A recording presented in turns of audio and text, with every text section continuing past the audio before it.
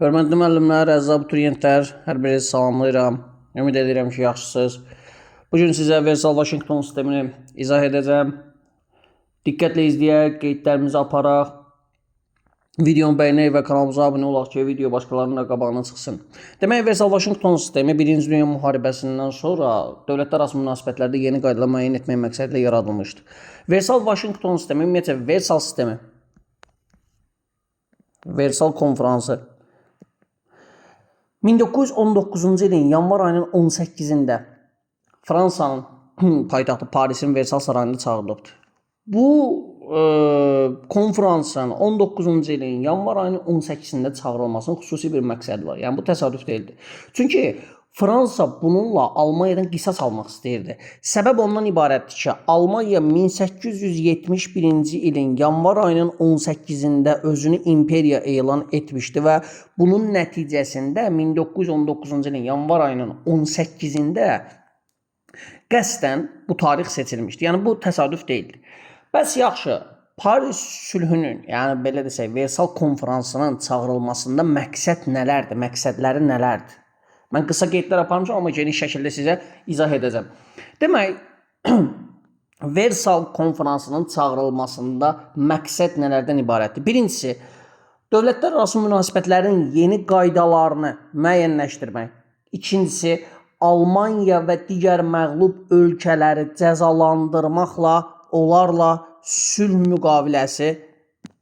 müqaviləsi bağlamaqdır. Yəni məqsədlər bunlardır. Yəni dünya dövlətlər arası münasibətlərdə yeni iş qaydalarını müəyyən etmək, Almaniya və digər məğlub ölkələri cəzalandırmaq və onlarla sülh müqaviləsi bağlamaqdır. Bəs yaxşı, konferansda kimlər təmsil olunurdu? Konferansa çağırılanlar kimlər idi? Hansı dövlətlər konferansa çağırılmışdı?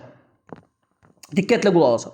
Demək, konferansa çağırılan dövlətlər qalib ölkələr və bitərəf ölkələr idi. Ancaq konferansa dəvət olunmayanlar da var idi. Konferansa dəvət olunmayanlar bəs hansı idi? Bunlar Sovet Rusiyası idi.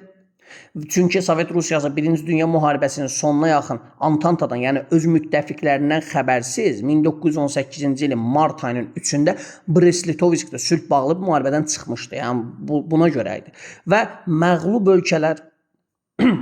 məğlub ölkələr bu konferansın, yəni Versal konferansına dəvət olunmamışdı. Bəs yaxşı, konferansın təməl prinsipləri nəyin üstündə qurulmuşdur? Nəyə görə bu maddələri əlavə etmişdilər? Ya belə desək, nələrə görə, hansı prinsiplərə görə idi ki, bu sülh müqaviləsinin şərtlərini hazırlamışlar? Bu, ABŞ prezidenti qeyd etməmişəm, bura qeyd edirəm, Woodrow Wilsonun 14 maddə prinsipi ilə qurulan sülh müqaviləsi idi. Müqavilələri bulan şərti ilə qurmuşdular. Woodrow Wilson 14 maddə prinsipi ilə. Müqaviləni imzalamayan dövlət Çin səbəb nədən ibarətdir? Çünki ərazisindəki Alman mülklərinin Yaponiyaya verilməsindən narazı qalması idi. Müqaviləni isə təsdiq etməyən dövlət isə ABŞ idi. Yəni ABŞ senatı müqaviləni təsdiq etməmişdi. Bəs yaxşı, Versal konferansında ən böyük mübahisəli məsələlərdən biri nə idi? Çünki belə desək, mübahisəli məsələlərdən biri, ən böyük mübahisəli məsələlərdən biri Almaniyadan alınacaq təzminatın miqdarını müəyyənləşdirilməsi idi. Yəni qalib dövlətlər arasında bu təzminat məsələsində həddindən artıq fikir ayrılığı yaranmışdı. Yəni mübahisəli məsələ təzminat məsələsi idi. Almaniyadan alınacaq təzminat məsələsi idi. Bəs yaxşı, Versal sülhü, yəni belə desək, Versal konferansında məğlub ölkələrlə nəzərdə tutulan sülh müqavilələri hansı dövlətlərlə nə zaman, harda bağlanıbdır? İlk müqavilə Almaniya ilə Paris sülhüdür. Almaniya 1919-cu ilin iyun ayının 28-də Paris sülhüdür. Bu müqavilənin bir sərhədləri məsələsi var, bir də hərbi məsələləri vardır. Buna diqqətlə hər birinə bir baxaq. Sərhədlər məsələsi hansıdır? Demək, sərhədlər məsələsində Almaniya 1871-ci il Frankfurt müqaviləsində, 1871-ci ildəki Frankfurt müqaviləsində ələ keçirdiyi Elzas, məşhur Elzas və Lotaringiya ərazilərini nə edib? Fransaya yenidən qaytarıb. Ərazi məsələlərində Sar vilayəti, 15 il ərzində Millətlər Cəmiyyətinin idarəçiliyində qalmalı və plebiscit, yəni ümumxalq səs verməsi yolu ilə gələcək taleyi müəyyənləşdirməli idi. Şərqi Almaniyanın bir hissəsi Poznan yazıram bura və Qərbi Prusiyanın ərazisi hansı dövlətə verilməli idi? Polşaya verilməli idi. Almanya Avstriya ilə birləşməməyi, qeyd edirəm bura, Avstriya ilə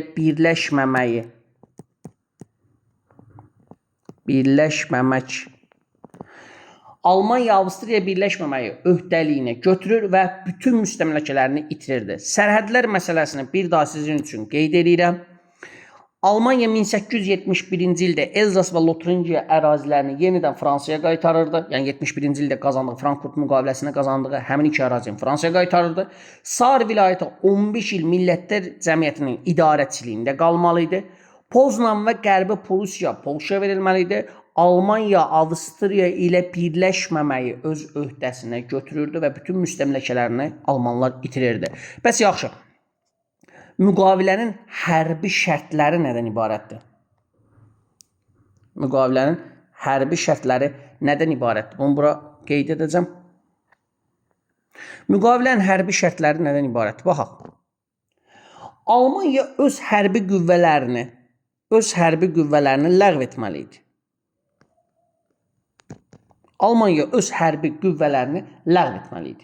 Almanya ordusu, baxın, diqqət edin. Əgər sizə yazsa Almanya ordusu ləğv olunmalı idi, bu cavab səhvdir. Almanyanın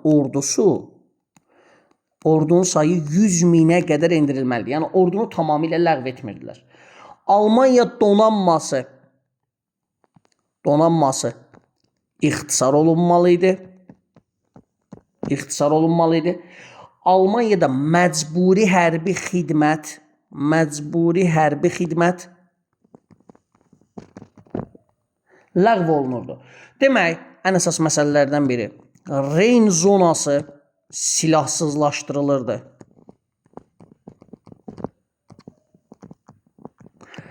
Sual: Reyn zonasının silahsızlaşdırılmasının səbəbi nədir? Yəni Almanya Reyn çayının hər iki tərəfində ordu saxlaya bilməzdi.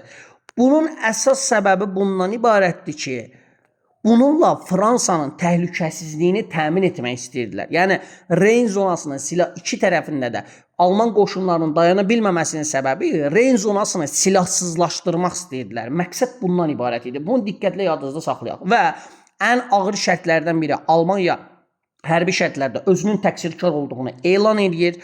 Bununla da belə və təzminat ödəməli olduğunu öz öhdəliyinə götürür. Bu, təqsirkar olduğunu elan etmək sülhün ən ağır şərtlərindən biri idi və Almanya iqtisadiyyatını ağırlaşdıracaqdı. Müqavilənin ərazi məsələlərində, yəni belə desək, ərazi və hərbi məsələlərində bu təqsirkar olunduğunu elan etmək, günahkar elan edilməsi maddəsi Almaniyanı narazı salsa da, sonradan Almaniya yeni müharibə riskini gözə almaq istəmədiyinə görə müqaviləni qəbul edib, bütün şərtləri ilə qəbul edibdir. Bəs yaxşı, Versal müqaviləsi bağlanandan sonra digər məğlub ölkələrlə hansı müqavilələr bağlanıb? Baxın, məğlub ölkələrlə hansı müqavilələr bağlanıb? Biz bunu aydınlaşdıraq. 1919-cu ildə Avstriya Macaristan ilə Saint-Germain müqaviləsi bağlanıb. 1919-cu ilin noyabrında Bolqaristanla Ney sülhü bağlanıb. 1920-ci ildə Macaristan ilə Trianon sülhü bağlanıb. 1920-ci ilin avqustunda Osmanlı dövləti ilə isə Sevr müqaviləsi bağlanmışdı. Yəni bu 5 müqavilə, Paris müqaviləsi, Saint-Germain müqaviləsi, Ney, Trianon və Sevr müqavilələri Versal sisteminin əsasını təşkil edir. Buna diqqət edin. Bəs yaxşı, Birinci Dünya müharibəsindən sonra Antant ölkələri hansı məsələni qəti şəkildə həll eləmək istəyirdi? Bu şərq məsələsi idi.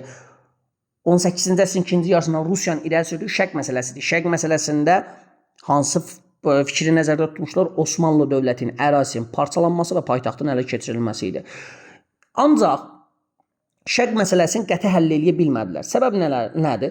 Demək, Ümumiyyətlə bu şərq məsələsini niyə gecikdirdilər? Niyə bu proses şərq məsələsini, yəni Osmanlı dövlətinin parçalanma prosesi gecikdi? Çünki İngiltərə və Fransa kimi böyük Avropa dövlətləri arasında ziddiyyətlər, müharibədən sonrakı ziddiyyətlər Osmanlı dövləti ilə belə desək, müqavilənin bağlanma prosesini gecikdirdi. Nəhayət 1920-ci ilin avqustunda bura qeyd edirəm. Sevr müqaviləsini bağlasalar da Mustafa Kemal Paşanın başçılığı ilə Türk xalqı istiqlal mübarizəsinə başlamış və şərq məsələsi planı baş tutmamışdır. Millətlər Cəmiyyəti. Millətlər Cəmiyyətinin belə desək, Versal konferansının gedişində yaradılan Millətlər Cəmiyyətinin yaradılmasında məqsəd nə idi? Vəzifələri nədən ibarət idi? Millətlər Cəmiyyətinin yaradılmasında məqsəd gələcək müharibələrin qarşısını almaq və bütün münaqişəli və mübahisəli məsələləri dövlətlər arası münasibətlərdə sülh yolu ilə həll etməkdir. Bir daha qeyd edirəm, Millətlər Cəmiyyətinin yaradılmasında məqsəd gələcək müharibələrin qarşısını almaq idi. Bütün münaqişəli və mübahisəli məsələlərin hər birini sülh yolu ilə həll etmək. Belə desək, niyə, hansı səbəbdən Millətlər Cəmiyyətinə hansı dövlətlər qəbul olunmamışdı və bunun səbəbi nə idi? Əvvəllər Millətlər Cəmiyyətinə, niyə əvvəllər deyirəm, sonradan qəbul eləyəcəklər çünki Millətlər Cəmiyyətinə məğlub ölkələr əvvəllər və Sovet Rusiyası qəbul edilməyiblər. ABŞ Senatı Millətlər Cəmiyyətinə, bunu qeyd edirəm bura, ABŞ Millətlər Cəmiyyətinə qəbul olunmayıb. Çünki ABŞ Senatı Millətlər Cəmiyyətinin üzvlüyünün ABŞ ənənəvi bir siyasəti vardı, təcridçilik siyasəti. Təcridçilik siyasətinə zidd olduğu üçün Versal müqaviləsini ABŞ ratifikasiya, yəni təsdiq etməmişdi. Bunun dərsin əvvəlində də qeyd etdim. Belə desək, Millətlər Cəmiyyətinə daxil olan dövlətlərə məğlub ölkələrdə sonradan qəbul ediblər. Məsələn, Almaniya 1926-cı ildə Almaniya Millətlər Cəmiyyətinə qəbul olub, Türkiyə 1932-ci ildə Millətlər Cəmiyyətinə qəbul olub. Sonradan Almaniya və Yaponiyanı 33-də Millətlər Cəmiyyətindən çıxarılıb, 34-də SSR qəbul olunub, 39-da SSR yenidən qovulubdu, yəni çıxarılıbdı Millətlər Cəmiyyətindən. Bunların hər birini qarşıdakı dərslərdə geniş şəkildə keçəcək. Bəs yaxşı, mandat sistemi nədir? Mandat sistemi nədir? Bu abituriyentlərdə biraz çaşqınlıq yaradır bu mandat sözü. Mandat sistemi nədən ibarətdir? Versal konferansında ABŞ dövlət başçısı Woodrow Wilson müstəmləkə ərazilərinin müttəfiqlər tərəfindən, baxın yazıram bura, müttəfiqlər tərəfindən birbaşa ilhaqına qarşı çıxmışdı və onun təklifi ilə Osmanlı dövlətinin yaxın şərqdəki torpaqları və Almaniyanın Afrika və Sakit Okeandakı mülklərinin mandat rejimi əsasında qalib dövlətlərə verilməsi nəzərdə tutulurdu. Mandat rejimində belə bir qayda vardı. Millətlər Cəmiyyəti adından bu ərazilər qalib dövlətlərə verilir, ancaq həmin ərazilər verilsə belə, məsələn, bir ərazi qalib dövlətə verilsə də o ərazi o qalib dövlətin faktiki ərazisi belə deyək, sayılmırdı. Yəni ona sahib değildi. Bunu yadımızda saxlayaq. Mandat sistemi 3 kateqoriyasına, A, B və C kateqoriyasına bölünür. Birinci kateqoriya A və B kateqoriyalardır. A və B kateqoriyasına daxil edilmiş ölkələr müstəqilliyə hazırlanmalı. İkinci kateqoriya isə C kateqoriyasıdır. Demək, C kateqoriyasına daxil olan ərazilər isə mandat sahibi olan dövlətin mülki hesab edilməlidir. Mandat sistemindən istifadə edən İngiltərə və Fransa Osmanlı dövlətinin yaxın şərqdəki torpaqlarını ələ keçiriblər. Çinin bir hissəsi və Koreya Yaponiyanın tərkibində qalıbdır. Bəs yaxşı, bunu da qeyd edin, bu mandat sistemi yekunlaşdıraq. Hansı dövlətlərə mandatlar verilməli idi? Bunu burada qeyd edək. İngiltərədir. Fransadır, Belçikadır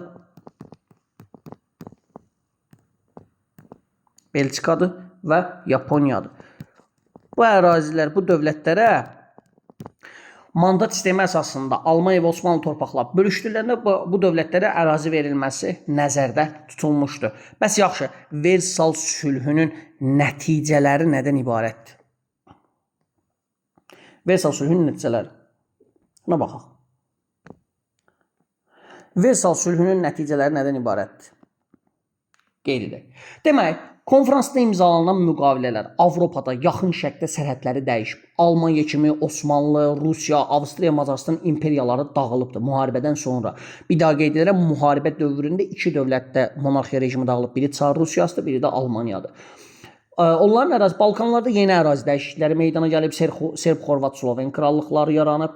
Keçmiş Almaniya, onu qeyd edəcəm. Keçmiş Almaniya və Rusiya ərazisində, Rusiya əraziləri hesabına müstəqil Polşa dövləti yenidən bərpa edilibdir. Konfrans uzun müddətli sülhün təmin edilməsinə deyil, məğlub dövlətlərin cəzalandırılmasına yönəlmişdi. Almaniya müharibənin təqsirkar elan edilməsi, ona hərbi qüvvələri saxlamağın qadağan edilməsi, bütün bu problemlərin hamısı Almaniyada millətçi qrupların fəallaşmasına və gələcəkdə yeni bir müharibənin başlanmasına səbəb olubdur. Bunlara diqqət etmək lazımdır. Bəs yaxşı, Washington konfransı nə vaxt çağırılmışdı? Washington konfransında hansı məqsədlər var idi? Bir-bir bunları analiz edək. Demək, Washington konfransı 1921-22-ci ildə Amerika Birləşmiş Ştatlarının paytaxtı Washington şəhərində çağırılmışdı. Washington konfransının çağırılmasında məqsədlər nədən ibarətdir? Demək, Uzaq Şərq və Sakit Okean bölgəsində münasibətləri tənzimləmək. İkincisi, donanmada silahların məhdudlaşdırılması idi. Bir daha qeyd edirəm, Washington konfransında 2 dənə məqsəd vardı.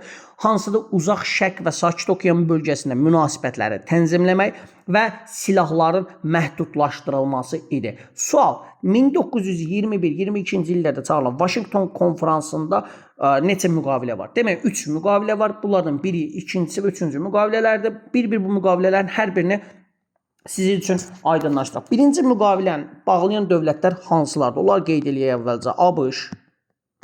ABŞ, İngiltərə,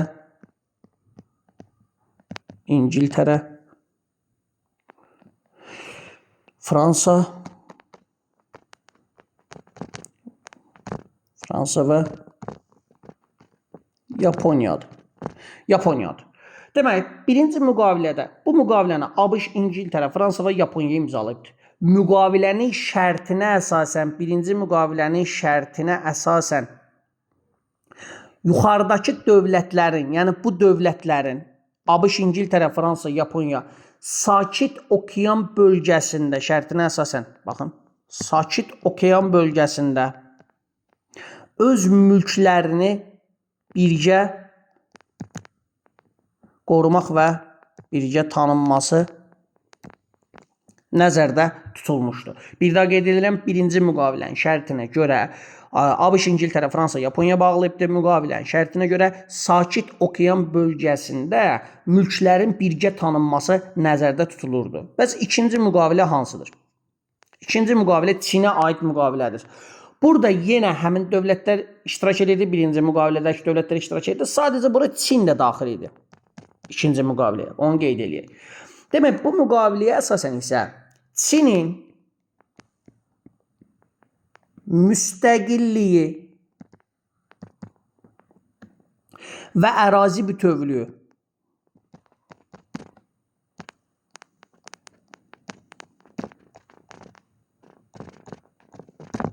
Çinin müstəqilliyi və ərazi bütövlüyü tanınırdı. Çində sənaye və ticarət sahələrində sənaye və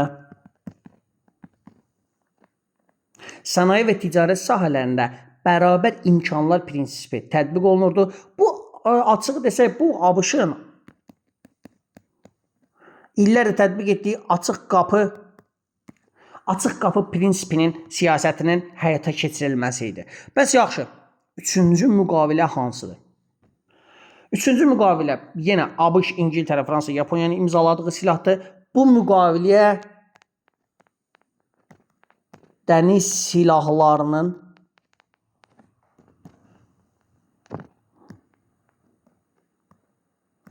məhdudlaşdırılması dəniz silahlarının məhdudlaşdırılması haqqında müqavilədir.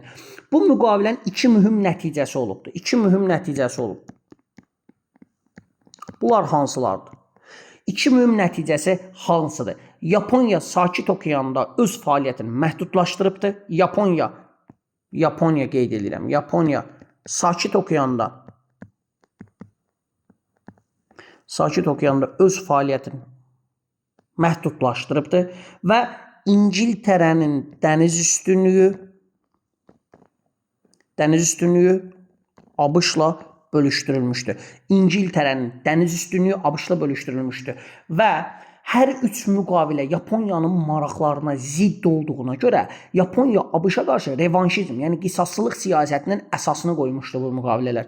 Bəs yaxşı, Versal-Vaşinqton sisteminin ziddiyyətləri nədən ibarətdir? Versal-Vaşinqton sistemində hansı ziddiyyətlər var? Bunların bəzilərini sizin üçün sadaliqlə aydınlaşdıraq. Demək, konferansda məğlub ölkələrdə, qalib ölkələrdə sülhün şərtlərindən narazı qalmışdılar.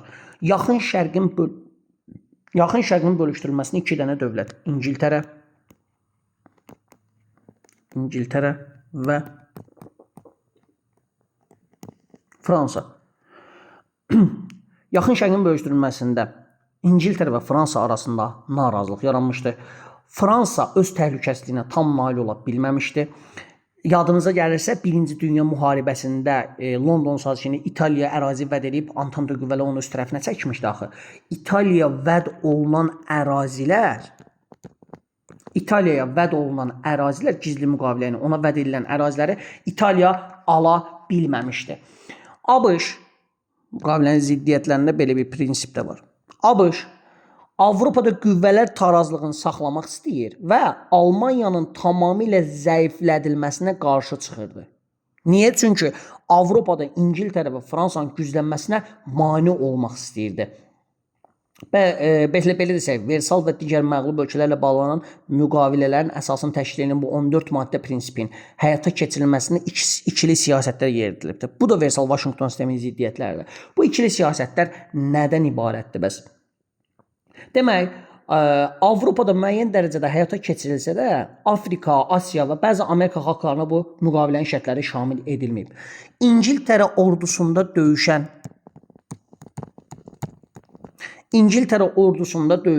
Hindistan xalqlarına vəd edilən müstəqillik verilməyibdir. Yaxın Şərqdəki Osmanlı mülkləri İngiltərə, Fransanın mandatı altında verildi. Çinin bir hissəsi və Koreya, Yaponiyanın tərkibində qaldı. Təcridçilik siyasəti yeridən ABŞ millətlər cəmiyyətinə daxil olmadı. Sovet Rusiyası isə ondan kənarda qaldı. Yəni, Sovet Rusiyasının və ABŞ-ın millətlər cəmiyyətinin kənarda qalması Versal sisteminin zəifliyini göstərirdi. Buna diqqət edin. Versal sisteminin zəifliyini göstərirdi və təbii ki, Versal və Vaşinqton sistemi dünyada mövcud olan siyasi və iqtisadi problemləri tamamilə və ədalətlə həll etmədi. Bu isə Versal-Vaşinqton sisteminin məhdud